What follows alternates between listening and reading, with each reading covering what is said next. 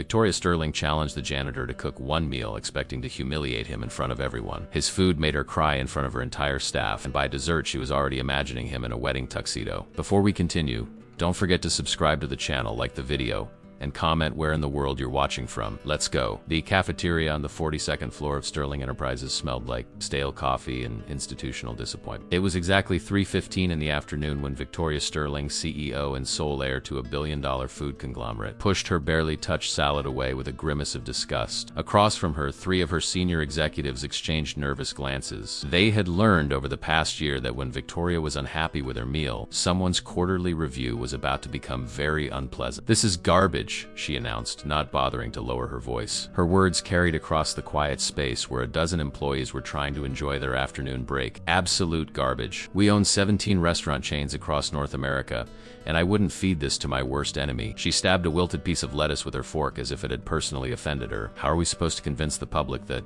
Sterling Enterprises represents culinary excellence when we can't even manage a decent Caesar salad in our own building?" Robert Chun, her chief operations officer, cleared his throat diplomatically. "The catering contract is up for renewal next month. We could explore other vendors." Victoria's perfectly manicured hand waved dismissively. "The problem isn't the vendor, Robert. The problem is that nobody in this entire building understands what real food tastes like. We've all become so accustomed to mediocrity that we've forgotten what it means to actually care about a meal." She pushed back from the table, her chair scraping loudly against the polished floor. "When my grandfather built this company, every single dish that bore the Sterling name was a masterpiece. Now look at us." The elevator dinged open, and a man in navy blue maintenance coveralls pushed a cleaning cart into the cafeteria. He was tall and lean, with dark hair that curled slightly at his collar, and hands that looked more suited to a concert pianist than a janitor. His name tag read simply Marcus. He had the kind of face that people's eyes slid past without really seeing the invisible uniform of service workers everywhere. He began his routine with practiced efficiency, wiping down empty tables and collecting abandoned trays with the quiet competence of someone who had long ago accepted his place in the world's pecking order. Victoria noticed him the way a queen might notice a passing servant, with vague awareness and immediate dismissal. She was about to launch into another tirade about declining standards when something caught her attention. Marcus had paused by the kitchen service window where the cafeteria staff were beginning their end-of-shift cleanup. One of the cooks, a friendly woman named Rosa, was showing him something on her phone. Their conversation was too quiet to hear, but Victoria watched as Marcus's entire demeanor changed. His polite but distant expression transformed into something alive and passionate. He was gesturing with his hands, describing something with an enthusiasm that seemed utterly out of place for a man emptying trash bins. "What do you suppose they're discussing?" Victoria murmured to no one in particular. Her executives, relieved to have her attention diverted, glanced over. "Probably weekend plans," Robert suggested. "Sports, maybe." Victoria's eyes narrowed. She had built her empire by reading people, by understanding what made them tick, and something about the janitor's animated conversation had triggered her curiosity. "No," she said slowly. "That's not the body language of someone talking about sports. That's passion." She stood up, smoothing her tailored black suit. "I want to know what could possibly make a janitor that excited about anything." Her executives exchanged worried looks, but they knew better than to question her when she had that particular gleam in her eye. Victoria walked across the cafeteria with the confident stride of someone who had never been told no in her entire life. She stopped directly beside Marcus and Rosa,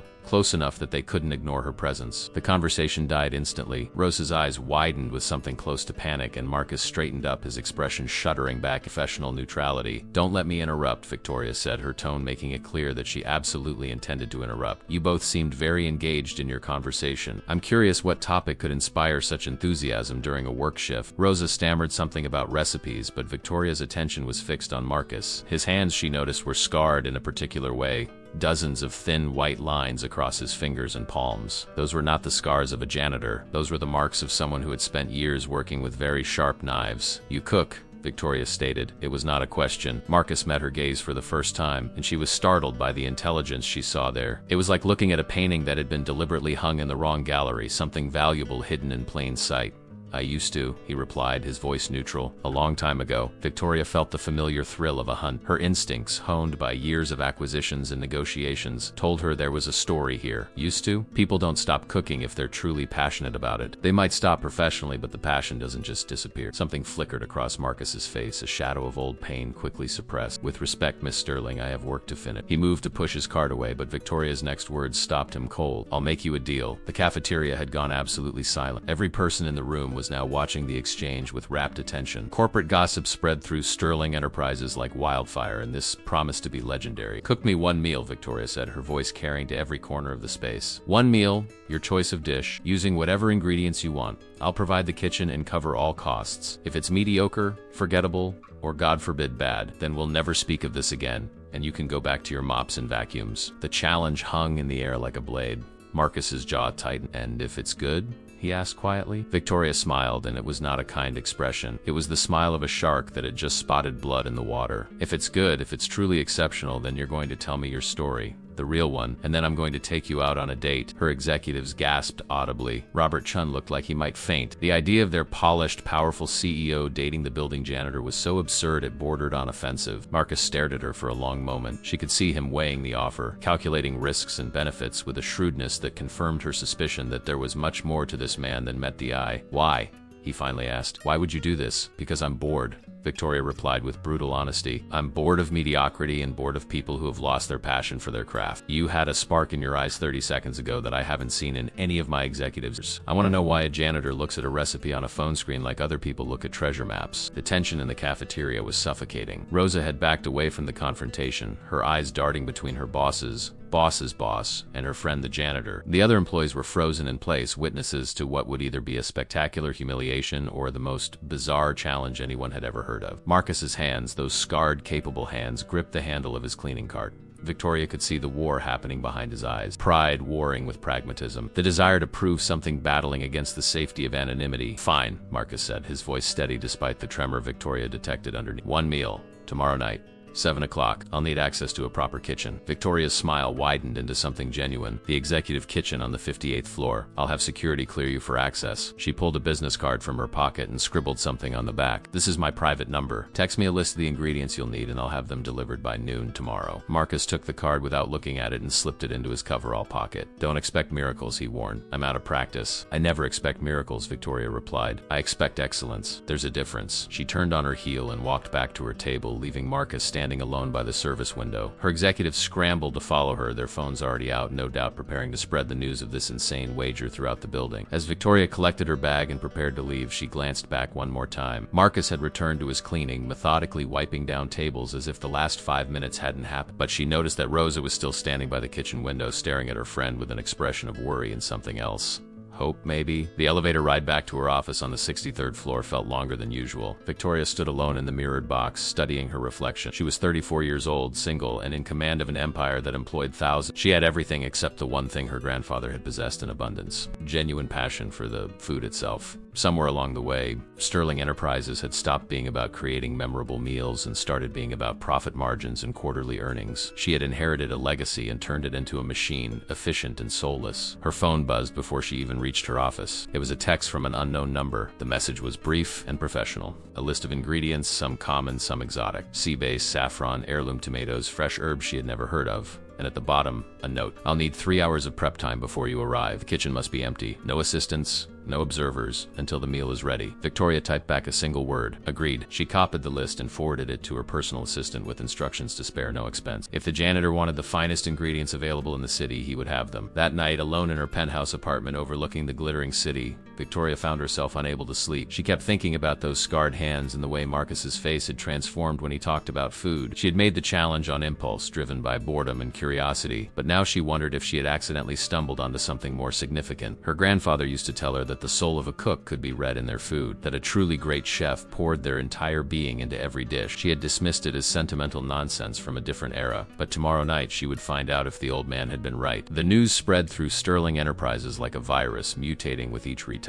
By the time Marcus clocked in for his morning shift, the story had transformed from a simple challenge into a dozen different variations. Some said the CEO had lost her mind. Others whispered that she was planning an elaborate humiliation, a reminder to the lower staff about knowing their place. A few romantics suggested it was fate, a real-life fairy tale unfolding in the sterile corporate corridors. Marcus heard none of it. He had learned long ago to make himself invisible, to move through spaces without drawing attention. It was a survival skill he had perfected over the past 4 years, Ever since the night his entire world had collapsed, pushed his cart through the executive floors, emptying trash cans and wiping down conference tables, and tried not to think about what he had agreed to do. But his hands remembered. Even after years of deliberate neglect, they remembered the weight of a chef's knife, the delicate balance required to fillet a fish, the precise temperature needed to coax flavor from the most stubborn ingredients. The executive kitchen on the 58th floor was a marvel of modern culinary engineering. It had been installed 3 years ago for corporate events and cooking demonstrations, a showpiece that was rarely used. Marcus arrived at 4 o'clock in the afternoon, 3 hours before Victoria was due to arrive. The security guard who let him in looked at him with undisguised curiosity, but wisely said nothing. The door clicked shut behind Marcus and he was alone. The ingredients were waiting for him, arranged on the massive central island in neat rows. Whoever had done the shopping had followed his list to the letter. The sea bass was pristine, its eyes still clear, its flesh firm. The saffron threads glowed like captured sunlight in their small glass container. The heirloom tomatoes were perfectly ripe, their skin taut and fragrant. For a long moment, Marcus simply stood there, his hands flat on the cool stainless steel counter, breathing in the smells that had once been as familiar to him as his own heartbeat. His phone buzzed in his pocket. It was Rosa, the cafeteria cook who had been his only real friend in this building. The text was simple: "You don't have to do this. You can still walk away." Marcus smiled sadly at the screen. Rosa knew his story, or at least part of it. She knew that he had once been someone else entirely, someone who had loved cooking the way other people loved breathing. But she also knew why he had stopped, why he had buried that part of himself so deep that he thought it could never resurface. He typed back a response: "Too late now. I made a promise." Then he silenced his phone and set it aside. The past 4 years had been about forgetting, about building a life so small and controlled that nothing could hurt him again. But standing in this pristine kitchen, surrounded by ingredients that seemed to glow with possibility, Marcus felt something he had thought was dead forever. He felt hungry. Not for food, but for the act of creation itself. The first cut was the hardest. He selected a knife from the magnetic strip on the wall, testing its weight and balance. It was a good knife, better than good actually. The kind of blade that cost more than he made in a month. He held it up to the light, examining the edge, and then he placed it against the sea bass. The muscle memory kicked in instantly. His hands knew what to do even if his mind was screaming at him to stop, to protect himself from the emotions that cooking had always dragged out of him. The fish yielded under the blade like butter, clean, precise cuts that separated flesh from bone with surgical accuracy. Marcus worked methodically, letting his hands lead while his mind drifted back to another kitchen, another life. He had been 24 when he opened his first restaurant, a tiny 30-seat place in a neighborhood that food critics called up and coming. He had poured every dollar he had into it, every hour of every day. The restaurant was called Ember. For 3 glorious years, it had been everything he dreamed of. The critics loved it. The customers loved it. Marcus had been profiled in Food magazine, called a rising star and a culinary genius. He had proposals for expansion, offers from investors who wanted to turn Ember into a franchise. But Marcus had refused them all. He didn't want an empire. He wanted to cook. He wanted to create dishes that made people close their eyes and smile, that transported them somewhere beyond their ordinary lives. Food, his mentor had once told him, was the most intimate gift you could give another person. It was nourishment and art and memory all wrapped together. Then Sophia had walked into his life. She'd been a food journalist assigned to write a feature about young chefs making waves in the industry. Marcus had fallen in love with her before their first interview was even finished. She had a way of seeing past the technique and the presentation to the heart of what he was trying to express. She understood that every dish was a story, and she had a gift for translating those stories into words that made people weep. They were married 6 months later in the kitchen of Ember, surrounded by copper pots and the smell of fresh bread. Marcus had cooked a 7-course meal for their 20 guests, each dish representing a moment in their courtship. It was the happiest night of his life. Sophia had worn a simple white dress and flower in her hair, and when she tasted the final course, a delicate panna cotta infused with rose water and topped with gold leaf, she had whispered that she could taste forever in it. Forever had lasted exactly 2 years. The drunk driver who ran the red light didn't even see Sophia's car. The police said she died instantly, that she hadn't suffered. Marcus wasn't sure if that made it better or worse. He'd been in the kitchen when he got the call in the middle of a busy Saturday night service. He remembered setting down his knife very carefully, untying his apron and walking out of Ember without a word to anyone. He never went back. The restaurant closed 3 months later. Marcus let it die because he couldn't bear to walk through its doors. Cooking had been his language for expressing love, and Sophia had been his only fluent audience. Without her, the act of creating food felt like screaming into a void. He sold everything, paid off his debts, and disappeared. He moved across the country and found the most anonymous, mindless work he could. Janitorial services. No decisions, no creativity, no risk of feeling anything at all. But now, in this gleaming kitchen, his hands were betraying him. They were remembering joy. The saffron threads dissolved in warm broth, releasing their golden color and earthy aroma. Marcus prepared a sofrito,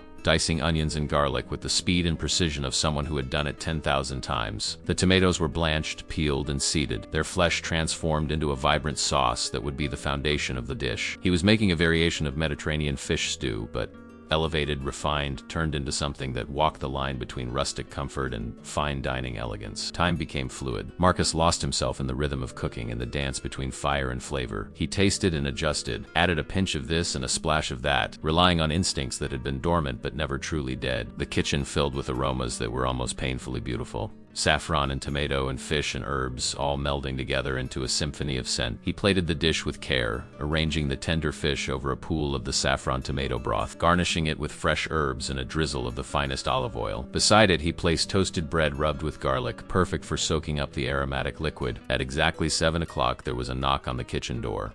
Marcus's heart was hammering in his chest. He had just poured his soul onto a plate for a woman who had challenged him out of boredom and curiosity. He had no idea if she would understand what she was about to taste, if she would see past the food to the story it told. He wiped his hands on a towel, took a deep breath, and called out for her to enter. Victoria Sterling walked into the kitchen and stopped. The woman who had issued the challenge with such cold confidence looked different somehow. She was still wearing her corporate armor, a perfectly tailored charcoal suit and heels that added 3 inches to her height, but her expression was uncertain. She looked almost nervous, like a student arriving for an exam she hadn't studied for. Her eyes swept the kitchen, taking in the controlled chaos of used pots and pans, the lingering steam, the scent that hung in the air like a promise. "You came," Marcus said, and immediately felt foolish. Of course she had come. This was her building, her challenge, her game. "I wasn't sure if you would actually go through with it," Victoria replied. She moved closer to the island where the single perfect plate waited. Her eyes widened slightly as she took in the presentation. "It's beautiful," she said quietly. And Marcus heard something in her voice he hadn't expected. Reverence. He pulled out a stool for her, and she sat without the imperious confidence she had displayed in the cafeteria. She looked younger somehow, vulnerable. Marcus stood on the opposite side of the island, his arms crossed, trying to protect himself from whatever was about to happen. The rules were simple. She would taste his food, judge it, and then either walk away or demand his story. He had agreed to those terms. But standing here now, watching her pick up the fork with hands that trembled almost imperceptibly, Marcus realized that he had made a terrible mistake. He had thought he could cook a meal without feeling anything, that he could go through the motions and deliver something technically perfect but emotionally hollow. But his hands had refused to cooperate.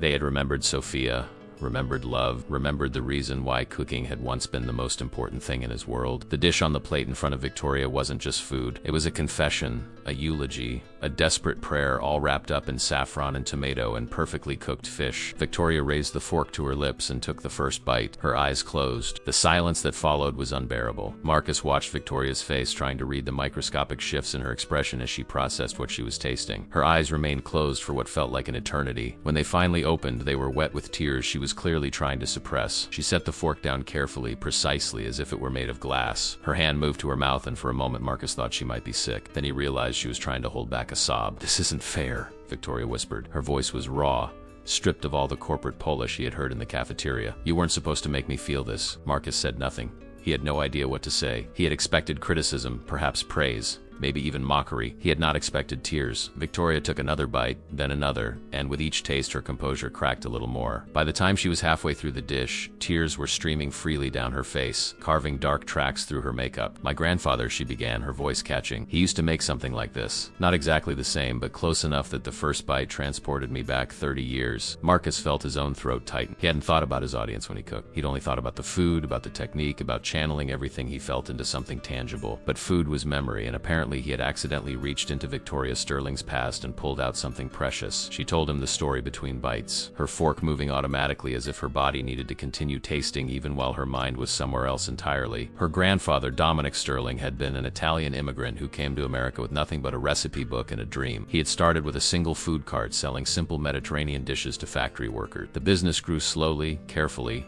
always prioritizing quality over expansion. By the time Victoria was born, Sterling Enterprises owned a small chain of restaurants known for their authentic, soulful cooking. "I spent every summer in his kitchen," Victoria said, staring at the plate as if it held answers to questions she hadn't known she was asking. "He would wake me up at dawn and we would go to the fish market together. He taught me how to select the freshest catch, how to look a fish in the eye and know if it was worth buying." She laughed, a broken sound. "I was 8 years old negotiating with fishmongers in broken Italian because Nano insisted that food had a language of its own. Those were the last summers before everything changed. Victoria's father, Dominic's only son, had different ideas about the family business. He saw the potential for massive expansion, for turning a beloved local chain into a national powerhouse. He brought in investors, hired consultants, and systematically transformed Sterling Enterprises from a collection of restaurants into a corporate entity. The food became standardized, the recipes simplified for efficiency. Within 5 years, Sterling Enterprises owned 17 chains and had quadrupled its revenue. Within 10 years, Dominic was dead from a broken heart, watching his life's work become something unrecognizable. I was 17 when Nano died, Victoria. She had finished the fish and was now methodically soaking up the remaining broth with the garlic toast, unwilling to let a single drop go to waste. He made me promise that I would remember what food was supposed to be. Not fuel, not profit, but love made tangible. She looked up at Marcus, her eyes red and fierce. I broke that promise. When I took over the company 5 years ago, I didn't restore his vision. I made it worse. I optimized everything he built right out of existence. Marcus finally moved. He poured 2 glasses of water from the filtered tap and slid one across the island to Victoria. She accepted it gratefully, drinking half in one long swallow. Why? He asked. The question was simple, but it carried weight. Why did you destroy what he built? Victoria's laugh was bitter. Because I was afraid.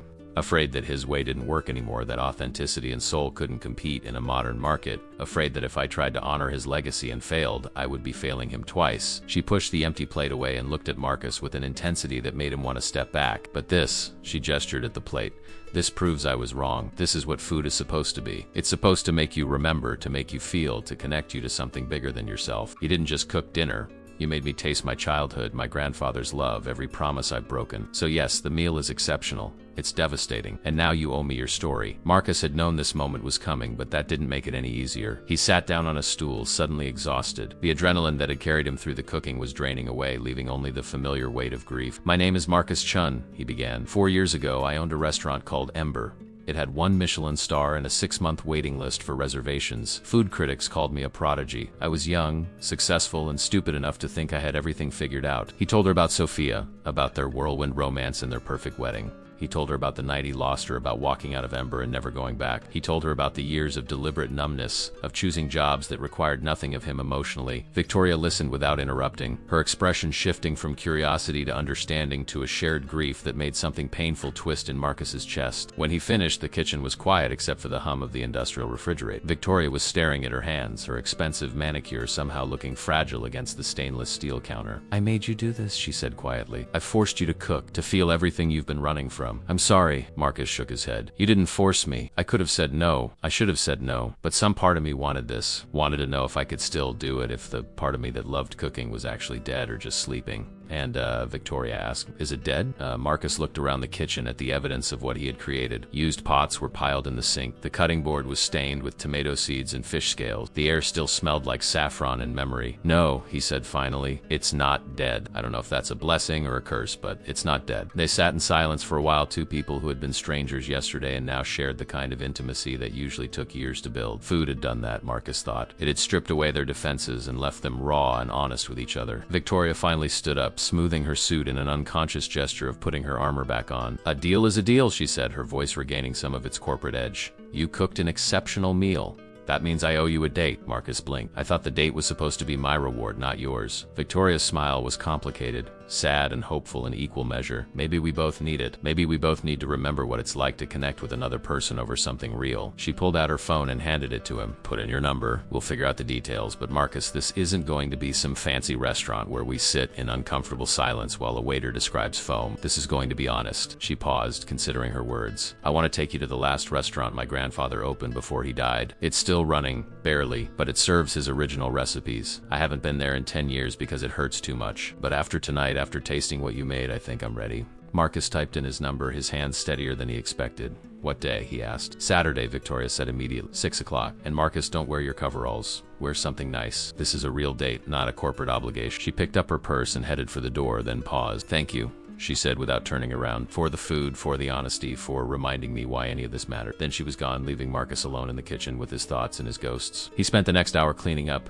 methodically washing dishes and wiping down surfaces. It was meditative work. familiar and safe, but his mind was churning. He had cooked for the first time in 4 years and it hadn't destroyed him. He had told his story to a stranger and she hadn't offered empty platitudes or uncomfortable sympathy. She had simply understood. Victoria Sterling was nothing like Sophia, nothing like anyone he had ever known. She was hard edges and corporate ruthlessness wrapped around a core of pain that mirrored his own. By the time Marcus left the building, it was past 10 o'clock. The night security guard, the same one who had let him in, gave him a knowing look. "So how did it go?" the guard asked. Marcus considered the question. He thought about Victoria's tears, about the way food had acted as a bridge between two isolated people. He thought about Saturday night in the mix of terror and anticipation it inspired. "Went," he said finally, in a way I didn't expect. The guard laughed. "That's usually how the good ones go." Marcus rode the subway home to his tiny studio apartment, watching his reflection in the dark window. He looked the same as he had this morning, but something fundamental had shifted. He had spent 4 years building walls around his heart, convincing himself that feeling nothing was better than risking pain. But tonight, standing in that kitchen, he had felt everything. The grief for Sophia would always be there,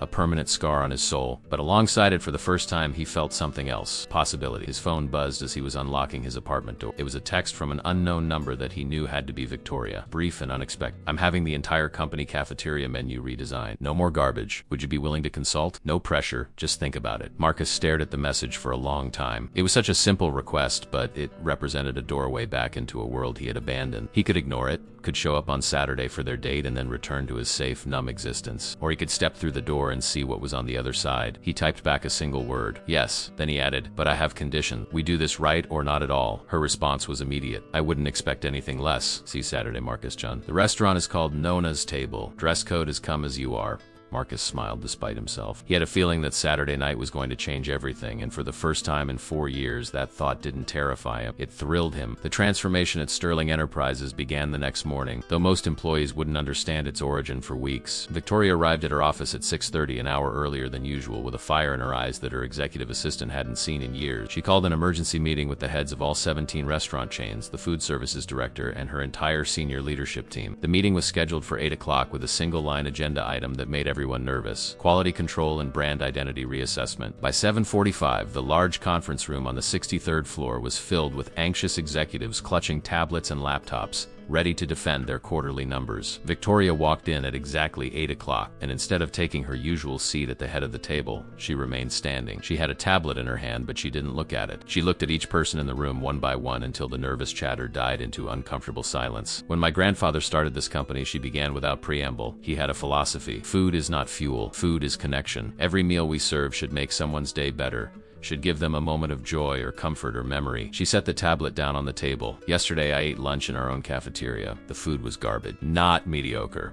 Not acceptable. Garbage. And if we're serving garbage to our own employees, what does that say about what we're serving to millions of customers across the country?" The CFO, a sharp-faced woman named Patricia, cleared her throat. "With respect, Victoria, the cafeteria operates within standard industry parameters for corporate food service. The satisfaction surveys are within acceptable ranges." Victoria's gaze could have cut glass. Acceptable ranges. "Patricia, do you know what my grandfather would have said about acceptable ranges? He would have said that acceptable is the enemy of excellence. He would have said that if we're not making people say, 'Oh my God, this is delicious,' then we've already failed." She pulled up a document on her tablet and projected it onto the screen at the front of the room. It was a scanned menu from 1978, yellowed and stained, but still legible. This was the menu from the original Sterling's, my grandfather's first restaurant.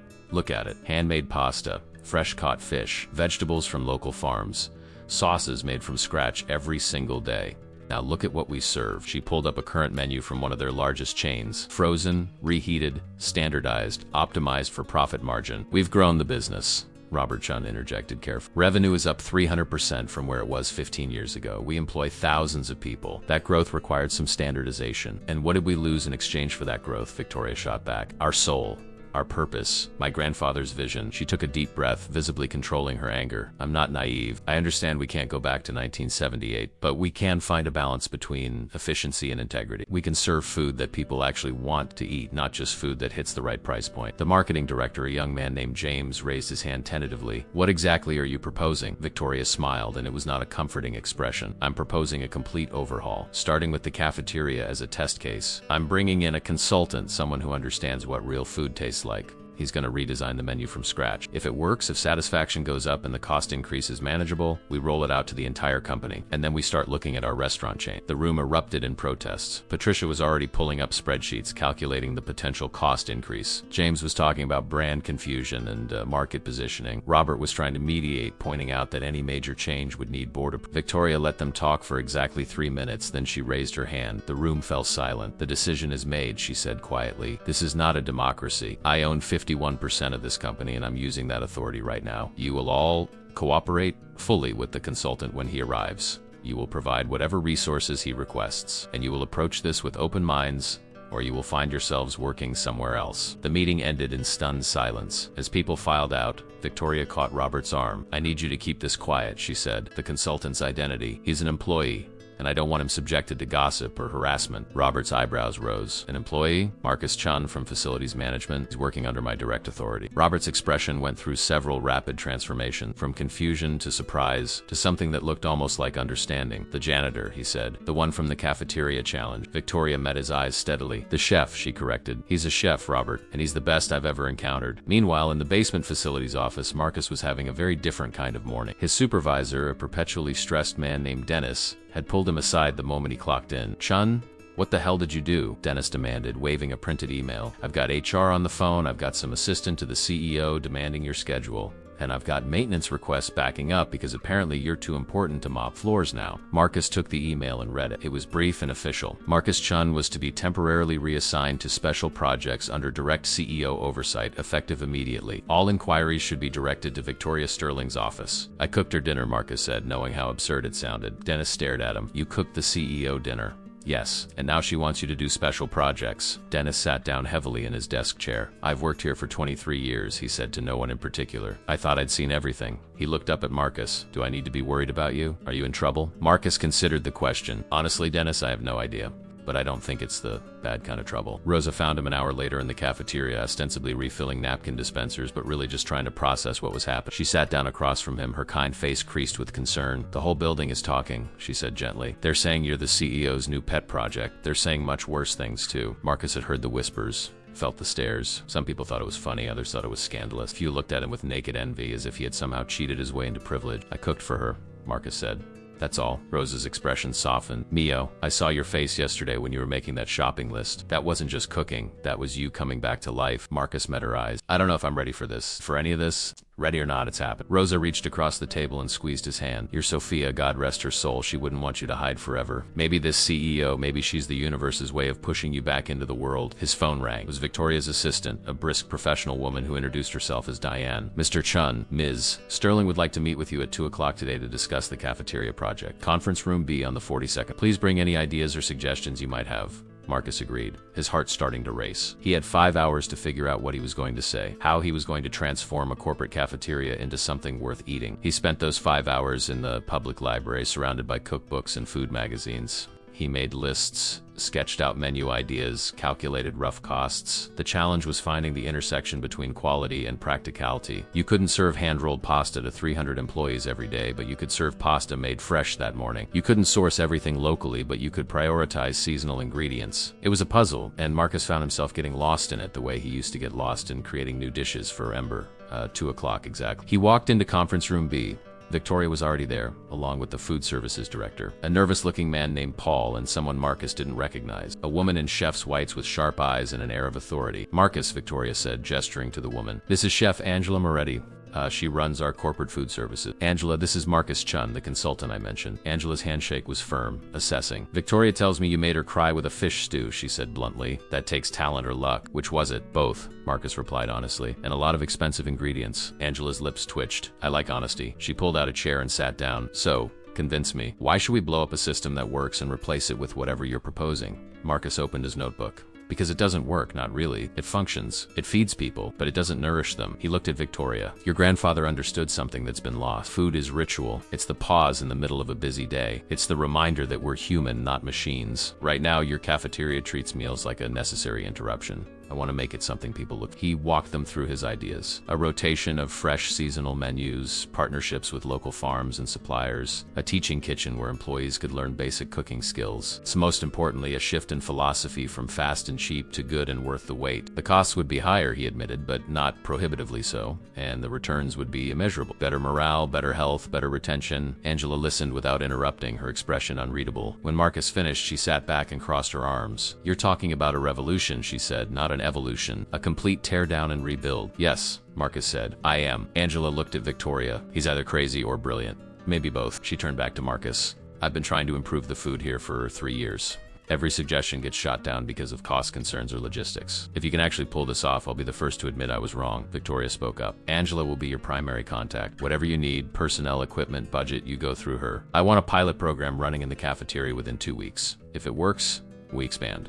If it doesn't, she paused. Well, we'll cross that bridge when we come to it. She stood, signaling the end of the meeting. Marcus, a word before you go. They waited until Angela and Paul had left. Victoria looked tired. The energy from the morning meeting clearly drained. Are you sure about this? She asked quietly. Once we start, there's no going back. People are already talking. This is going to get complicated. Marcus thought about his tiny apartment, his safe, anonymous life. He thought about Sophia and the promise he had made to himself to never feel that much pain again. Then he thought about standing in that kitchen, his hands remembering joy, and Victoria's tears as she tasted something real. I'm terrified, he admitted, but I'm sure. Good, Victoria said, because I'm terrified too. She smiled and it transformed her face. See you Saturday night, don't forget, Nona's table, 6 o'clock. Dress nice but comfortable. Marcus left the building that afternoon feeling like he had just stepped off a cliff. He was falling, but it didn't feel like falling. It felt like flying. Saturday arrived with unseasonable warmth, the kind of early autumn day that felt like summer's ghost. Marcus stood in front of his bathroom mirror, adjusting his collar for the 5th time. He had chosen a simple outfit, dark jeans and a button-down shirt the color of slate,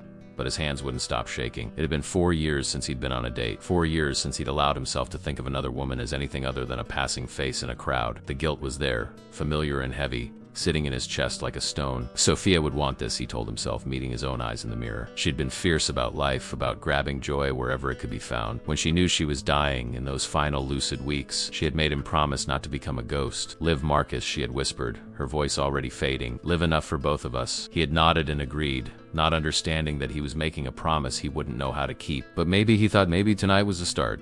Nona's table was tucked into a neighborhood that time and gentrification had somehow overlooked. The streets here were narrow and tree-lined, the buildings old brick and worn stone. The restaurant itself was easy to miss, just a small wooden sign and a single window glowing with warm yellow light. Marcus arrived 10 minutes early and stood across the street watching. Through the window he could see red and white checkered tablecloths, mismatched chairs and walls covered with photographs spanning decades. It looked like the kind of place where everyone knew your name, where the food mattered more than the ambiance. A car pulled up to the curb and Victoria emerged. Marcus almost didn't recognize her. She wore jeans, actual jeans, and a soft cream-colored sweater that made her look like an entirely different person. Her hair, usually pulled back in a severe style, hung loose around her shoulders. She carried a small purse and wore minimal makeup. She looked younger, softer, and absolutely terrified. She spotted him across the street, and for a moment they just looked at each other. Two people balanced on the edge of something they couldn't name. Marcus crossed the street. Victoria smiled nervously. You're early, she said. So are you, he replied. They stood there awkward as teenagers until Victoria laughed. This is ridiculous. We're adults. Let's just go inside before I lose my nerve. She reached for the door handle, then paused. I haven't been here in 10 years, she said quietly. Not since the funeral. I'm not sure if they'll remember me. The moment they stepped inside, a voice boomed from the kitchen. Victoria Sterling. Is that my little Vicky? An older woman emerged, wiping her hands on her apron. She was short and round, with gray hair pulled back in a bun and eyes that sparkled with life. She rushed over and pulled Victoria into a fierce hug. Madonna, I thought I would never see you again. You're Nona. God rest her soul. She would be so happy. Mrs. Martinelli, Victoria said, her voice thick with emotion. The older woman pulled back and held Victoria at arm's length, studying her face. You look tired. Too much work, not enough joy. This is what happens when you forget where you come from. Then her sharp eyes swung to Marcus. And who is this handsome young man? A boyfriend finally? This is Marcus, Victoria said. He's a chef. Martinelli's demeanor changed instantly. A chef? She looked at him with new interest and respect. What kind of chef? The kind who remembers that food is love, Marcus said, surprising himself with the words. Mrs. Martinelli's face broke into a wide smile. You can keep this one, she told Victoria, then turned and called toward the kitchen in rapid Italian. Her husband, a tall man with a magnificent white mustache, emerged and greeted them with equal enthusiasm. They were led to a corner table, the same table where Victoria had sat countless times as a child. The restaurant was half full, and every person there seemed to be part of an extended family. Conversations flowed in Italian and English, often mixing both in a single sentence. Children ran between tables while grandmothers scolded them fondly. The air smelled of garlic and tomatoes and fresh bread, scents that wrapped around Marcus like a warm blanket. "There's no menu," Victoria explained as they sat down. "Mrs. S. Martinelli just brings you whatever she thinks you need to eat that day." Marcus smiled. "My kind of restaurant." They fell into an easy silence, the kind that felt comfortable rather than awkward. Around them, the restaurant hummed with life and laughter. Victoria looked around, her eyes glistening. "My grandfather proposed to my grandmother at this table," she said softly. "He was 23, she was 19, and he had saved for 6 months to buy her a ring." She pointed to a photograph on the wall, a young couple in formal clothes, their faces glowing with happiness. "Tell me about him," Marcus said. Victoria took a breath. Dominic Sterling was his Americanized name, but he was born Domenico Stellino in a tiny village in Calabria. He came here with nothing, absolutely nothing, but he had his mother's recipes written in a notebook and an unshakable belief that good food could change people's lives. He was right, obviously. The business grew because people tasted his food and felt love. She told stories while they waited for the food, stories about summers in the kitchen, learning to make pasta by hand, about her grandfather's booming laugh and terrible singing voice, about the way he could taste a dish once and identify every ingredient, every technique. He believed that cooking was an act of generosity, Victoria said, that every meal was a gift you gave someone. "When my father started changing things, making everything about profit and expansion, it broke Nono's heart. He died thinking his legacy had been destroyed, and that's why you're doing this," Marcus said. "The cafeteria, the restaurants, trying to get back to his vision." Victoria nodded. "I'm trying to honor him in a way I should have done years ago. I'm trying to remember what he taught me before the business school, and the consultants and the quarterly earnings reports made me forget." She looked at Marcus. "You helped me remember. That night in the kitchen, tasting what you made. I felt like my grandfather was sitting beside me, reminding me of who I was supposed to be." Mrs. Martinelli arrived with the first course.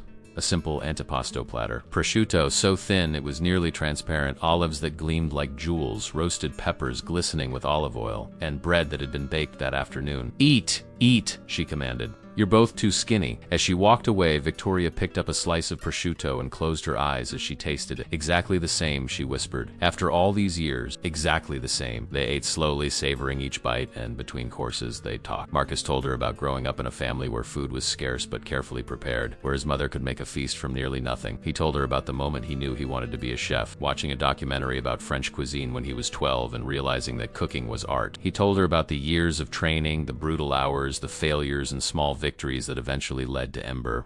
Victoria told him about business school, about the pressure to prove herself in a male-dominated industry, about the loneliness of the corner office. She told him about her brief marriage to a man her father approved of, a marriage that ended when she realized she'd rather be alone than with someone who saw her as an acquisition rather than a person. She told him about the guilt of watching her grandfather's dream transform into something cold and corporate under her leadership. The main course arrived, and Marcus felt his breath catch. It was brasado, beef braised in red wine until it fell apart at the touch of a fork, served over creamy polenta with gremolata. He took one bite and immediately understood why Victoria had brought him here. This was soul food in its purest form, technique elevated by love, simplicity made profound through care. "Says perfect," he said. Mrs. Martinelli's husband, who had brought the plates, beamed with pride. "My wife, she's been making this dish for 45 years. Same recipe, never." They ate in reverent silence for a while, and then Victoria asked the question Marcus had been dreading. "Do you still think about her?" "Every day," Marcus admitted.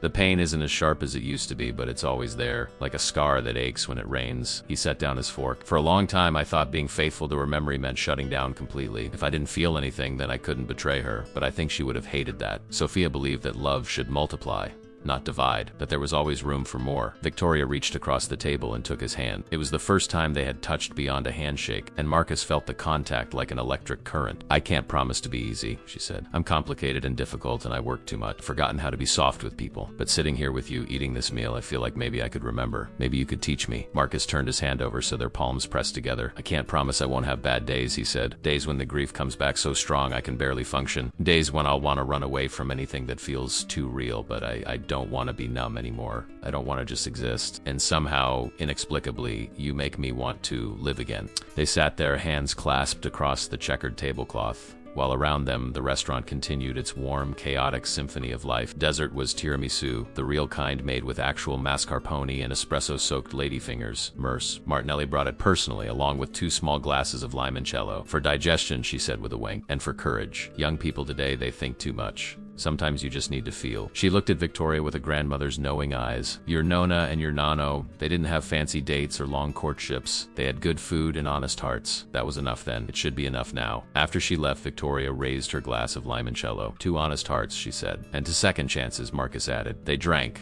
the sweet lemon liqueur burning pleasantly down their throats. When they left the restaurant 2 hours later, full and slightly dizzy from wine and limoncello, the night air felt crisp and new. Mers, Martinelli had refused to let them pay, declaring that the granddaughter of Domenico Stellina would never pay in her restaurant. She had packed them a bag of fresh bread and homemade cookies instead, pressing it into Victoria's hands with instructions to come back soon and bring Marcus with her. They walked slowly through the neighborhood, neither of them ready for the evening to end. The streets were quiet, lit by old-fashioned street lamps that cast pools of golden light. You know, Marcus said, this is the best date I've been on in my entire life. Including when you were married? Victoria asked. Including everything, he confirmed. There's something about good food and good company that makes everything else fade away. Victoria stopped walking and turned to face him. I want to kiss you, she said bluntly, but I'm terrified that if I do, this becomes real. And if it's real, it can be lost. And I don't know if I can survive losing something else I care about. Marcus understood completely. That fear had governed his life for 4 years. But standing here on this quiet street, with this remarkable woman looking at him with vulnerability in her eyes, he realized that fear had already cost him too much. Then let's be terrified together,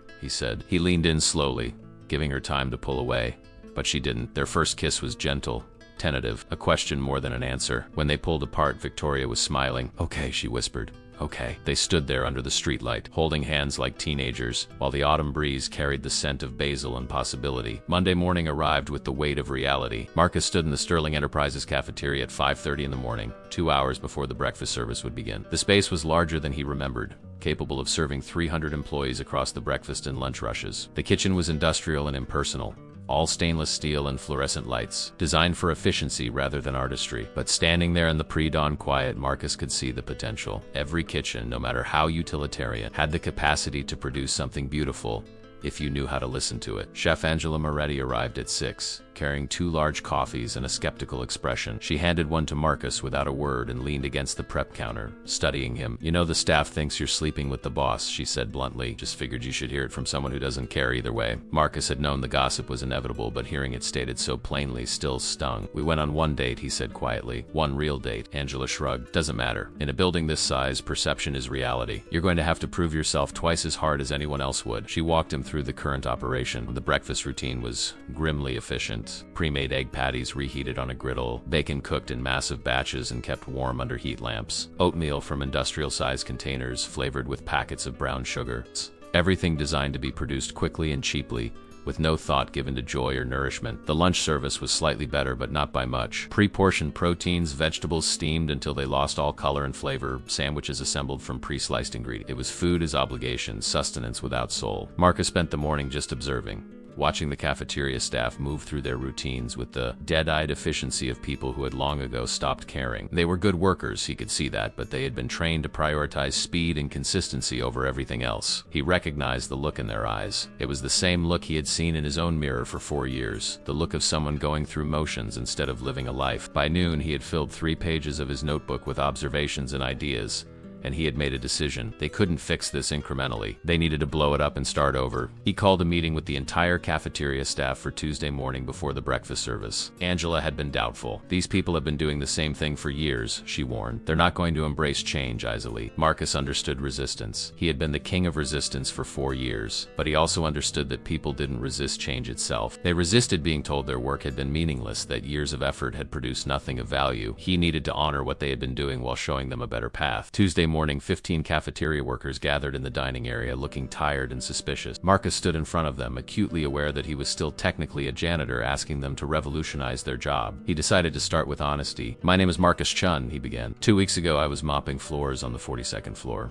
Most of you have probably seen me around with my cleaning cart. Some of you might be wondering why I'm standing here now telling you how to do your jobs. It's a fair question. He took a breath. Before I was a janitor, I was a chef. I owned a restaurant that had a Michelin star. I cooked for people who traveled across the country just to eat at my tables. Then my wife died and I couldn't cook anymore. The act of creating food, which had once been my greatest joy, became unbearable. So I quit. I found the most mindless work I could, and I did it for 4 years, not thinking, not feeling, just existing. He saw recognition in some of their faces. They understood that kind of survival. Then the CEO challenged me to cook for her, and something woke up inside me that I thought was dead. He gestured around the cafeteria. I'm not here to tell you that you've been doing a bad job. You've been doing exactly what you were told to do as efficiently as possible, but I think we can do something more. I think we can make this a place where people actually want to eat, where the food gives them energy and joy instead of just filling their stomachs, and I can't do it without you. Rosa, the kind woman who had been his friend, spoke up. What exactly are you proposing? Complete menu overhaul, Marcus said. Fresh ingredients delivered daily. Cooking from scratch instead of reheating pre-made food. Teaching anyone who's interested new techniques and recipes. It will be more work initially, but better work. More meaningful work. He pulled out his notebook. I have ideas, but I need your input. You know this kitchen, you know the equipment, and you know what works in practice versus theory. The questions came slowly at first, then faster. What about the budget? How much time would they have for prep? What if people didn't like the new food? Marcus answered each one honestly, acknowledging when he didn't have all the solutions. By the end of the hour, the hostility had transformed into cautious interest. They weren't convinced yet, but they were willing to listen. One of the line cooks, a middle-aged man named James, raised his hand. When do we start? Tomorrow, Marcus said. We start with breakfast. I want to show you what's possible. He looked at Rosa. Can you come in an hour early tomorrow? I'll need help with prep. Rosa smiled. I'll be here. Over the next 2 days, Marcus worked alongside the cafeteria staff to prepare for the Friday launch of the new breakfast service. He taught them how to make fresh salsa with tomatoes and cilantro and lime. He showed them a technique for scrambling eggs that resulted in fluffy, creamy curds instead of rubbery slabs. He demonstrated how to roast potatoes with herbs until they were crispy on the outside and tender within. And the kitchen began to smell different, alive with the scent of fresh food instead of industrial reheating. Victoria stopped by twice, ostensibly to check on progress, but really just to see Marcus. They were careful to maintain professional distance when others were around, but the connection between them was obvious to anyone paying attention. She would taste what he was preparing, offer feedback, and their eyes would meet with a private warmth that made the cafeteria staff exchange knowing glances. Let them talk, Victoria had said during one visit. I stopped caring about gossip when I was 25. Friday morning arrived with a mix of excitement and terror. The new breakfast service launched at 7 o'clock, and Marcus stood behind the serving line alongside Rosa and the other staff, watching as the first employees came through. The line moved more slowly than the old system, but the reactions were immediate and visceral. People stopped mid-conversation when they tasted the scrambled eggs. They looked at their plates with confusion, as if they couldn't quite believe what they were eating. By 7:30, word had spread. The cafeteria was packed with people who normally grabbed coffee and ran, all of them wanting to try the food that everyone was suddenly talking about. Robert Chun, Victoria's coup, came through the line at 8. He ordered the full breakfast and sat at a table near the windows. Marcus watched nervously as he took his first bite. Robert's expression went through several changes, from skepticism to surprise to something that looked like regret. He finished his entire plate, something Marcus had never seen him do with the old cafeteria food. As he was leaving, Robert stopped by the serving area. This is remarkable, he said simply. Keep it up. The lunch service was equally successful. Marcus had prepared a simple pasta dish, fresh pappardelle tossed with a rag that had been simmering since 5 that morning. He served it with a simple green salad and bread that had been baked in-house. The cafeteria ran out of pasta by 1 o'clock, something that had never happened before. People were taking seconds, lingering over their meals instead of rushing back to their desks. The atmosphere in the dining area had changed from utilitarian necessity to something approaching community. By the end of the day, Marcus was exhausted but exhilarated. His feet ached, his back hurt, and he smelled like garlic and onions. But he felt alive in a way he hadn't felt in years. The cafeteria staff gathered after the dinner service to debrief, and the mood was celebratory. James, the line cook who had been most skeptical, clapped Marcus on the shoulder.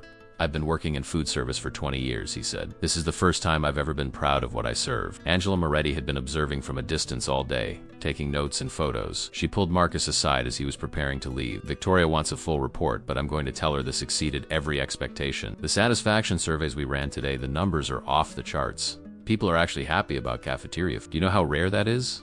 Marcus smiled tiredly. It's amazing what happens when you treat food like it matters. He left the building at 8 o'clock, his phone buzzing with a text from Victoria. I heard today was a triumph. Congratulations. Are you too tired for dinner or would you like to come over? I can't promise anything fancy, but I have wine and leftover Chinese food. Marcus looked at the message for a long moment. 3 weeks ago, his life had been small and safe and numb. Now he was revolutionizing corporate food service and dating a billionaire CEO, and somehow both of those things felt natural, like puzzle pieces finally clicking into place. He texted back, give me an hour to shower and change. I'll bring dessert. He stopped at a bakery on the way, one of the good ones that still made everything from scratch. He bought a small tiramisu, made properly with mascarpone and espresso, and when he arrived at Victoria's penthouse, she opened the door in jeans and bare feet, her hair pulled back in a messy ponytail. She looked nothing like the intimidating CEO who ruled a billion-dollar empire. She looked like someone who might be worth the risk of falling in love with. They ate Chinese food straight from the containers, sitting on her living room floor with a bottle of wine between them. Victoria told him about her day, about the board members who were suddenly interested interested in the cafeteria project, about the emails flooding in from employees praising the new food. You've created a problem, she said with a smile. Now everyone wants to know when we're rolling this out to the other building. Marcus laughed. Let's master one cafeteria before we conquer the world. After dinner, they moved to the couch, Victoria's head resting on his shoulder, and they talked about everything and nothing. Marcus told her about Sophia. Really told her this time, not just the tragedy, but the joy. He told her about their first date, about the way Sophia had challenged him to cook her the perfect meal, and he had spent 2 days perfecting a single dish. He told her about the small moments that had made their marriage beautiful, the Sunday mornings cooking breakfast together, the late-night conversations in their tiny kitchen. Victoria listened without jealousy or insecurity, understanding that his past was part of what made him who he was. Then she told him about her own ghosts, about the pressure of living up to her grandfather's legacy, about the loneliness of being the person everyone looked to for answers. I spent so long trying to be perfect, she said, that I forgot how to be human. You're teaching me how to be human again. Marcus kissed the top of her head. We're teaching each other. The success of the cafeteria project became impossible to ignore. Within 3 weeks, employee satisfaction scores had jumped by 40%. Sick days decreased. Productivity metrics improved. Most tellingly, people who used to leave the building for lunch were now staying, drawn by food that was actually worth eating. Victoria presented the data to the board in early November, and for the first time in years, she felt genuine pride in what Sterling Enterprises was accomplishing. The numbers were impressive, but what moved her most were the handwritten notes from employees, thanking her for caring about something as simple as their daily meals. Not everyone was pleased with the changes. Patricia, the CFO, had been tracking costs with increasing alarm. The new cafeteria budget was running 23% higher than the old one, and while Victoria argued that the returns justified the investment, Patricia remained skeptical. During one particularly contentious meeting, she pulled up a spreadsheet that painted the pilot program in the worst possible light. If we roll this out to all 5 buildings, she said, her voice sharp with disapproval, we're looking at an additional $2 million annually in food costs alone. That's money that could go to shareholder dividends or expansion. Victoria kept her temper in check, but barely. The old way wasn't working, Patricia. We were saving money by serving garbage, and the cost showed up in other ways. Low morale, high turnover, poor health outcomes. You can't put a price tag on dignity, but if you insist on trying, the data suggests that treating our employees like humans instead of machines has measurable financial benefits. The room fell silent. It was the most passionate defense Victoria had made of any project in years, and everyone in the room understood that this was about more than just food. This was about the soul of the company her grandfather had built. The board ultimately approved a cautious expansion to 1 more building, with the understanding that if costs couldn't be controlled, the entire program would be reevaluated. Victoria left the meeting feeling like she had won a battle but not the war. She found Marcus in the cafeteria kitchen, teaching Rosa how to make fresh pasta. His hands moved with confidence as he demonstrated the technique for creating the perfect well in the center of the flour, the way to incorporate the eggs gradually so the dough came together smoothly. He looked up when Victoria entered, and the smile that crossed his face made her forget about spreadsheets and hostile board members. Can we talk? She asked. Marcus wiped his hands on his apron and followed her to a quiet corner of the dining area. Victoria told him about the board meeting, about Patricia's opposition and the conditional approval for expansion. I need you to find ways to reduce costs without sacrificing quality, she said. I know that's asking the impossible, but if we can't make the numbers work, they'll shut us down. Marcus nodded slowly, his mind already working through the problem. There are ways, he said. Better relationships with suppliers, less waste, more efficient prep techniques. I can do this, Victoria. I won't let them kill what we've built. Their relationship had settled into a comfortable rhythm over the past month. They were careful not to flaunt their connection at work, maintaining professional boundaries during business hours. But most evenings, they found their way to each other. Sometimes Marcus would cook for her in his tiny apartment, creating elaborate meals in a kitchen barely large enough for 1 person. Other times they would go to Victoria's penthouse and order takeout, talking for hours about everything from business strategy to childhood memories to their favorite books. They hadn't said the word love yet, but it hung in the air between them, waiting for the right moment. The expansion to the 2nd building happened in December, just in time for the holiday season. Marcus recruited and trained a new team, replicating the systems he had established in the first cafeteria. He was working 16-hour days, splitting his time between 2 kitchens, and the exhaustion was beginning to show. Victoria worried about him, about the dark circles under his eyes and the weight he was losing. You're burning yourself out, she told him one night when he arrived at her place at 10 o'clock, barely able to stand. Marcus just shook his head. I've spent 4 years doing nothing that mattered. Now I'm finally making a difference. I can handle being tired, but the cracks were beginning to show. One afternoon in mid-December, Marcus was training a new line cook on proper knife techniques when his hand slipped. The cut was deep, requiring 12 stitches at the emergency room. Victoria met him there, her face pale with worry. This has to stop, she said as a doctor cleaned and bandaged his hand. You're running yourself into the ground. Marcus looked at her with frustration and something darker, an echo of the man he used to be. You don't understand, he said, his voice sharp. This is all I have. If I stop, if I slow down, The grief catches up. The doctor comes back, and I remember that I couldn't save Sophia no matter how talented I was, no matter how hard I tried. At least now I'm saving something. The words hung in the air between them like a wall. Victoria realized with a sinking feeling that Marcus hadn't actually healed. He had just found a new way to run from his pain, throwing himself into work with the same destructive intensity he had once used to bury himself in numbness. She reached for his good hand, but he pulled away. "I should go," he said. "I need to check on the evening service." Victoria watched him leave, and for the first time since this all began, she felt genuine fear. She was falling in love with a man who was still in love with a ghost, and she had no idea how to compete with that. The following week was strained. Marcus threw himself even harder into work, arriving at the cafeterias before dawn and leaving long after dinner service ended. He stopped answering Victoria's calls, responding to her texts with brief professional updates about the project. Victoria gave him space, understanding that he needed to work through whatever demons had been stirred up by the accident. But she missed him with a physical ache that surprised her with its intensity. She had spent years building walls around her heart, and Marcus had dismantled them so completely that now she was vulnerable in ways she had forgotten were possible. Patricia seized on Marcus's absence from the office to make her move. She called a special board meeting and presented a revised analysis of the cafeteria program, one that painted costs in the worst possible light while downplaying the benefits. "The program is unsustainable," she argued. "We've indulged this experiment long enough, but the financial reality is that we cannot afford to expand it company-wide. I'm recommending we return to the previous food service model and terminate Mr. Chun's consulting contract." Victoria fought back with every tool at her disposal. She presented employee testimonials, productivity data, and projections showing that the long-term savings from reduced turnover alone would offset the increased food costs. But Patricia had done her homework, and she had the support of several board members who were more concerned with quarterly profits than employee welfare. The vote was close, but ultimately the board decided to table the expansion indefinitely and reduce the program back to just the original cafeteria. It was a devastating blow,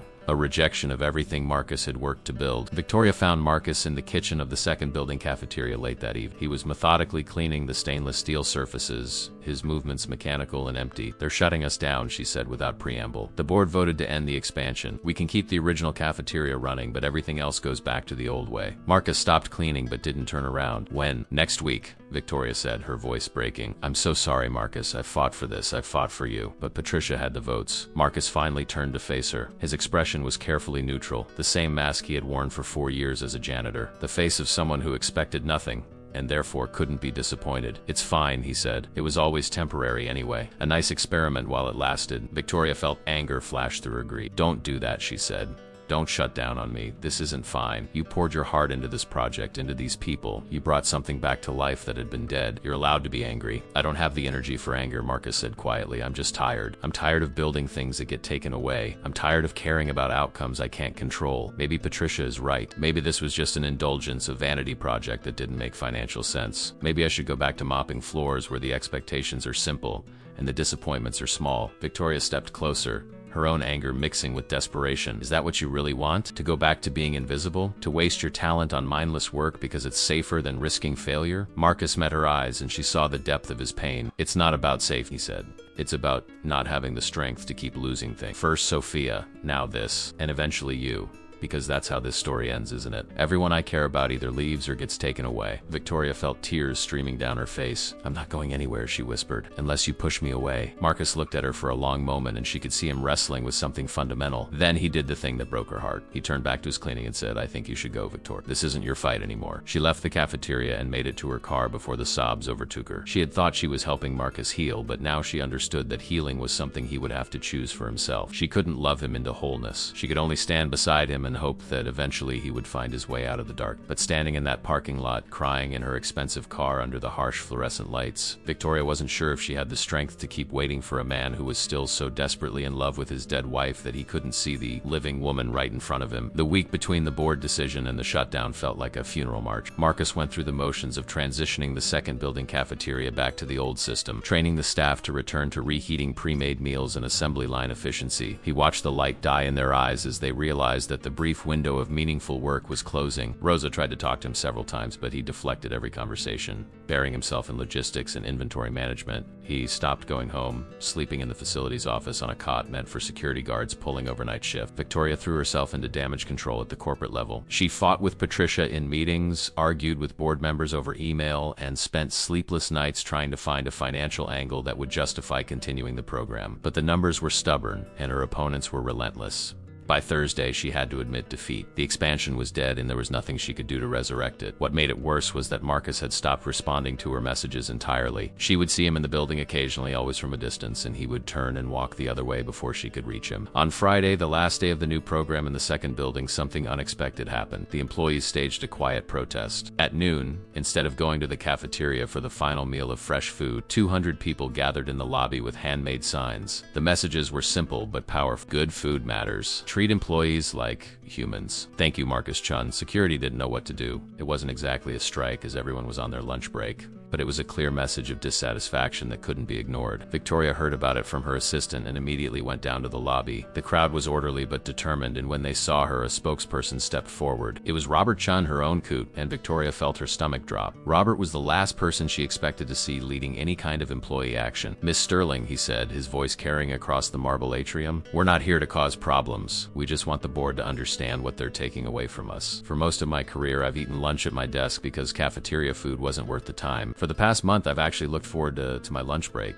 I've sat with colleagues I barely knew and had real conversations over real food. That matters more than the spreadsheets show." Others spoke up, sharing similar stories. A junior analyst talked about how the new cafeteria had helped her manage her diabetes by providing healthy options. A maintenance worker described feeling valued for the first time in 15 years. A pregnant administrative assistant teared up as she explained that the nutritious meals had been a lifeline during a difficult first trimester. The testimonials kept coming, a chorus of voices all saying the same thing. Marcus Chun's work had mattered, had changed their daily lives in ways that were impossible to quantify on a balance sheet. Victoria felt something crack inside her chest. These were her employees, people she had thought of primarily as resources to be managed, and they were telling her that something as simple as a good meal had restored their dignity. She looked around the crowd and finally spotted Marcus standing at the very back, his expression unreadable. Their eyes met across the sea of people, and Victoria made a decision. She stepped forward and held up her hands for quiet. "I hear you," she said, her voice strong despite the emotion threatening to overwhelm her. "You're right. The board made a decision based on numbers, but they forgot that this company is made of people, not just profit margin. I'm going to fight this decision. I'm going to take this to the shareholders if I have to. But I need you all to know that whether or not we save this program, Marcus Chun's work has already changed this company. He reminded us what we're supposed to be." The crowd erupted in applause, but Victoria's attention was focused on Marcus. He was shaking his head slowly, and then he turned and walked away, disappearing into the stairwell. Victoria wanted to chase after him, but she had responsibilities here. People who had risked speaking up and needed to know they wouldn't face retaliation. She spent the next hour in the lobby listening to employees and taking notes, promising to carry their message to the board.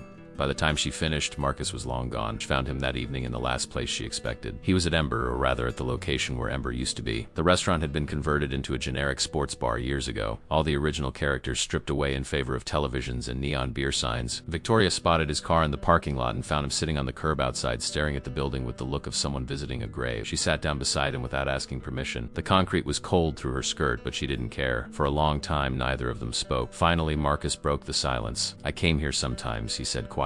"In the first year after Sophia died, I would sit out here and remember what it used to be. The copper pots hanging from the ceiling, the smell of fresh bread, the sound of her laugh from the corner table where she would work on her articles while I cooked." He picked up a small pebble and turned it over in his scarred hands. "I thought if I came here enough I could figure out where it all went wrong, but there was no moment, no decision I could have made differently. She just got sick and died, and all the talent and passion and love in the world couldn't stop it." Victoria listened, finally understanding the depth of what he had been carrying. "You think if you don't care about anything, you can't lose anything," she said softly. "But Marcus, that's not living. That's just existing." He turned to look at her, his eyes red-rimmed. "I know that," he said, his voice breaking. "I know that intellectually, but knowing something and believing it are different things. Every time I let myself care about something, every time I invest emotionally, there's this voice in the back of my head counting down to the inevitable moment when it gets taken away." "What happened this week?" Victoria said. "The board shutting down the program. That's not the same as Sophia dying. That's not fate or tragedy. That's just politics and bad decisions. We can fight it. We can win." Marcus laughed, a bitter sound. "And what about next time? What about the time after that? There will always be a Patricia. Always be someone with a spreadsheet showing why caring about people doesn't make financial sense. I'm tired of fighting battles I'm going to lose." "Then stop fighting battles," Victoria said, her own frustration finally breaking through. "Start fighting a war. Build something so undeniable that they can't tear it down with one board vote." She grabbed his hand, forcing him to look at her. "You want to know why I'm here? Why I'm not at home drowning my sorrows in wine? Because 200 employees stood in my lobby today and told me that your work changed their lives. That's not nothing, Marcus. That's not something that can be erased by a budget cut." She stood up and pulled him to his feet. "I'm going to tell you what I should have told you a month ago. I'm in love with you.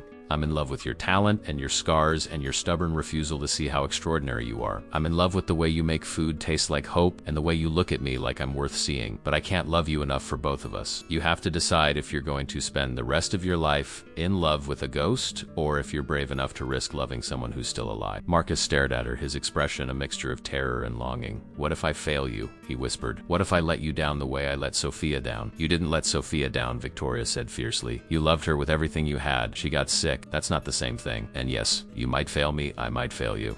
That's the risk of being human. But the alternative is this: sitting on a curb outside a dead restaurant, clinging to a past that can't be changed while the present passes you by. She turned to walk back to her car, giving him the space to make his choice. But before she reached the parking lot, she heard his footsteps behind her. Victoria, he called out. She stopped but didn't turn around, afraid of what she might see in his face. I don't know how to do this, he said, his voice raw.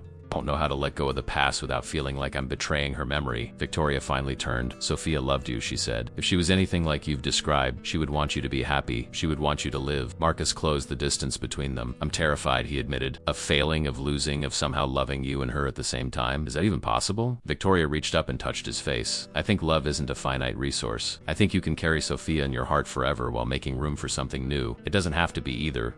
Or, Marcus leaned into her touch and she saw the moment something shifted in it, a crack in the armor he had been wearing for years. Help me, he whispered. Help me figure out how to do this. I want to try.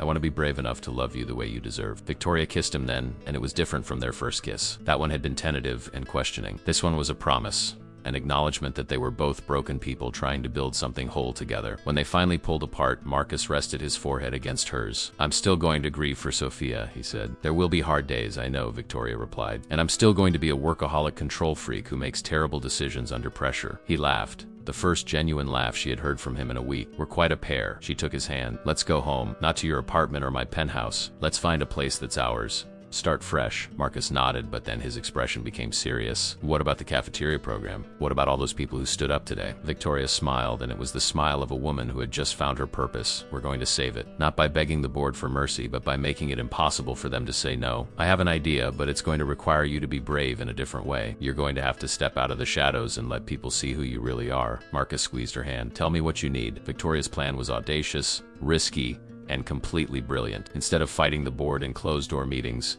she would take the story public. She reached out to her contacts in the media, specifically to a journalist who had covered her grandfather's legacy years ago. The pitch was simple and compelling. Michelin-starred chef goes undercover as janitor, revolutionizes corporate food service, and reminds a billion-dollar company what it means to care about people. The journalist, a sharp woman named Catherine Torres, recognized the story's potential immediately. This is exactly the kind of human interest piece that resonates, she told Victoria over the phone. When can I meet Marcus? Marcus spent the weekend wrestling with his decision. Going public meant exposing himself in ways he had avoided for 4 years. It meant talking about Sophia, about Ember, about his grief and his redemption. It meant becoming visible again when invisibility had been his armor. But Victoria was right. If they were going to save the program, they needed to make it bigger than corporate politics.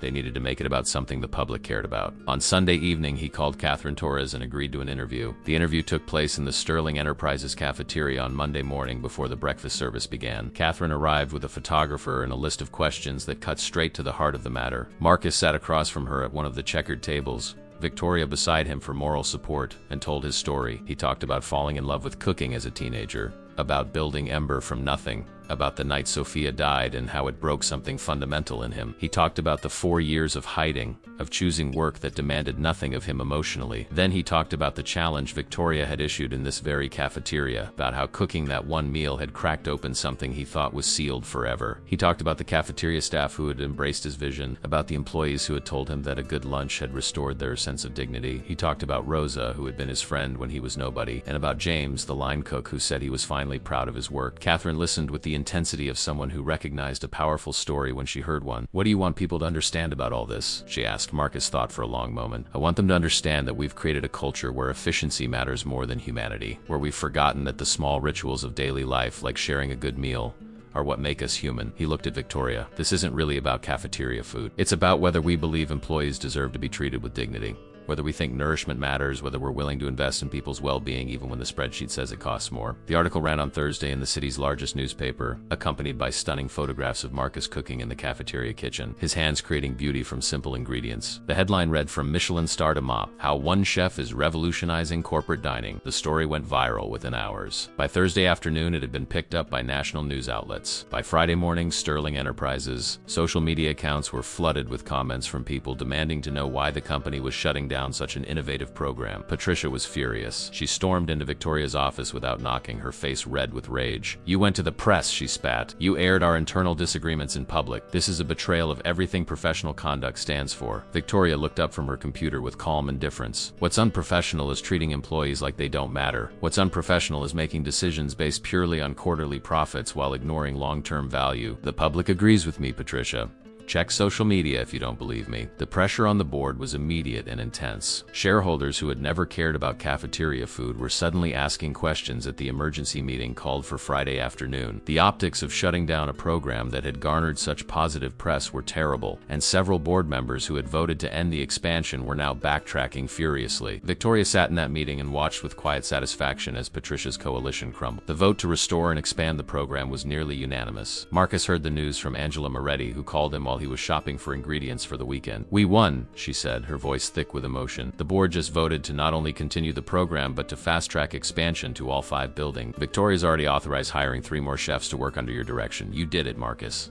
You actually did it." Marcus leaned against his car in the grocery store parking lot. The phone pressed to his ear and felt something vast and overwhelming wash through him. It was joy, pure and uncomplicated, and it had been so long since he'd felt it that he barely recognized it. He drove straight to Sterling Enterprises, taking the elevator to the 63rd floor for the first time since this all began. Victoria's assistant waved him through, and he found Victoria standing at her window, looking out over the city. She turned when she heard him enter, and the smile on her face was incandescent. "We did it," she said simply. Marcus crossed the room and pulled her into his arms, kissing her with all the gratitude and love and relief he had been holding back. When they finally broke apart, both of them were crying. The celebration that night at Nona's table was impromptu but perfect. Mrs. Martinelli had seen the article and insisted on hosting a dinner for Marcus and Victoria, refusing to hear any protests. Rosa was there, along with James and several other cafeteria staff members who had become Marcus's unlikely family. Angela Moretti came, bringing wine and grudging respect. Even Robert Chun made an appearance, toasting Marcus with genuine warmth. The restaurant was full of laughter and good food and the kind of joy that comes from winning a battle that mattered. As the evening wound down and people began to leave, Marcus found himself alone with Victoria at their corner table. The same table where her grandparents had gotten engaged decades ago. She was relaxed in a way he had never seen her, the corporate armor completely gone, replaced by the genuine warmth of a woman who had found her purpose. "Thank you," he said quietly, "for believing in me when I didn't believe in myself, for pushing me to step back into the world." Victoria took his hand across the table. "Thank you for reminding me what my grandfather built this company to be, for showing me that success isn't just about profit margins. It's about the lives we touch." She paused, suddenly nervous. "There's something I want to ask you." Marcus felt his heart rate increase. The weight of the moment was palpable. "What is it?" "Move in with me," Victoria said in a rush. "I know it's fast, I know we've only been together for a few months, but I don't want to spend another night in that empty penthouse without you. I want to wake up next to you and go to sleep beside you and build a life that's ours. Not mine or yours, but truly ours." Marcus felt tears prick at his eyes. He thought about his tiny apartment, the place he had been hiding for 4 years. He thought about Victoria's penthouse, beautiful but sterile, and then he thought about what she was really asking, which was for him to commit to a future, to choose life over mere survival. "Yes," he said, his voice steady despite the emotion threatening to overwhelm him. "Yes, I want that too, but I have one condition." Victoria raised an eyebrow. "What's that?" "We get a real kitchen," he said with a smile, "something big enough for both of us to cook in. Because I want to teach you everything your grandfather taught you and everything I learned from Sophia. I want us to create meals together to make that the center of our home." Victoria laughed, the sound full of joy. "Deal. We'll find a place with the biggest kitchen in the city." They sat there in the warm glow of Nona's table, surrounded by the ghosts of the past and the promise of the future, and Marcus felt something he hadn't felt in 4 years. He felt at peace. Not because the grief was gone, it would never be completely gone, but because he had finally learned that you could carry loss and still make room for love. You could honor the dead while celebrating the living. You could be broken and still become whole. Mrs. Martinelli appeared at their table with a small plate. "Tiramisu," she announced, "on the house for the young people who reminded an old woman why food matters." She set down the plate with its perfect layers of cream and espresso-soaked ladyfingers. "Your Nana would be proud, Victoria," she said softly. "Not because you're rich or successful, but because you remembered what he taught you. Food is love. Everything else is just just details. After she walked away, Marcus and Victoria shared the dessert, passing the fork back and forth between them. The sweetness of the mascarpone, the bitterness of the espresso, the delicate texture of the ladyfingers, it was all perfect. But what made it transcendent was sharing it with someone who understood that this simple act, breaking bread together, or in this case, sharing dessert, was the most profound expression of connection people could offer each other. We should do this for the rest of our lives, Victoria said, licking a trace of cocoa powder from her lips. Just sit in restaurants and share dessert and talk about everything and nothing. Marcus smiled. Is that a proposal? Victoria's eyes widened, then soft. Maybe it is. Maybe I'm saying that I can see a future with you, Marcus-chun. A future with a big kitchen and lots of meals and maybe someday a family of our own. Is that something you want? Marcus thought about Sophia,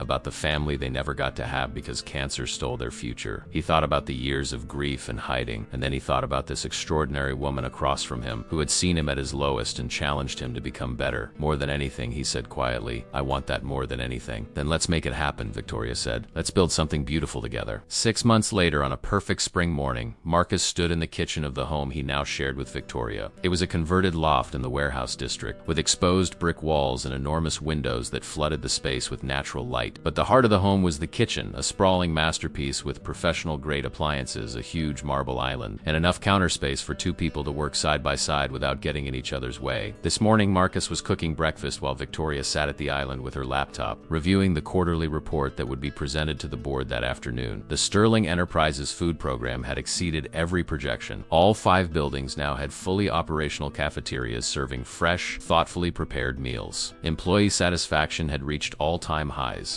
Turnover had decreased by 32%, and most surprisingly, the program was actually generating positive press that had improved the company's public image. Victoria had been featured in several business magazines as an example of a CEO who prioritized people over pure profit. The articles always mentioned Mark, the Michelin-starred chef who had started as a janitor and revolutionized corporate dining. Marcus had hired and trained a team of 12 chefs who now ran the daily operation, allowing him to focus on menu development and training. He loved the work, loved watching other talented cooks find meaning in feeding people well. But what he loved most was coming home to Victoria every night, cooking dinner together and talking about their days. They had found a rhythm that worked, balancing her demanding corporate schedule with his creative process, supporting each other through the inevitable stresses and celebrating the victories. The sound of Victoria's phone ringing interrupted his thoughts.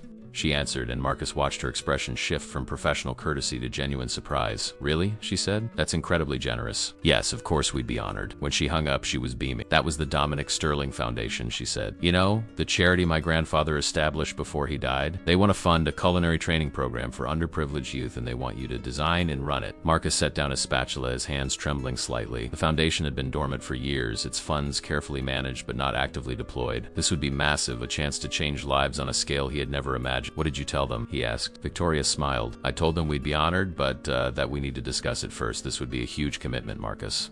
Are you ready for that? He thought about his own journey, about how food had saved him when he didn't know he needed saving. He thought about the cafeteria workers who had found new pride in their work, about the employees who told him that a good lunch had changed their days. He thought about Sophia, who had always believed that talent came with responsibility, that if you had a gift, you owed it to the world to share it. Yes, he said.